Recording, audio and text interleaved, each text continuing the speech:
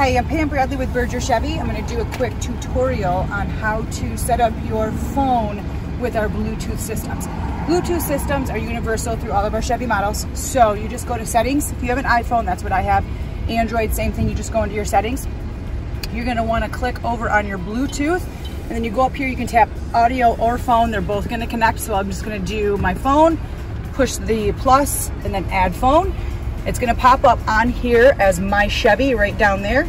It's another device. Obviously, I have other ones connected. Just make sure that this number matches with the one on your screen. Hit pair and pair, and then allow. That's going to allow everything to sync over. So now my phone is actually connected, so I can go back to my home screen. Once you tap onto the, oh, now it's connecting to your Apple CarPlay, which that's another segment, by the way. So I'm going to go back home. We'll do a quick phone call. Tap anybody that you want to call.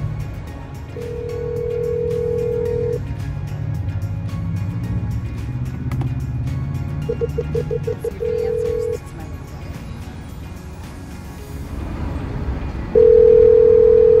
brother.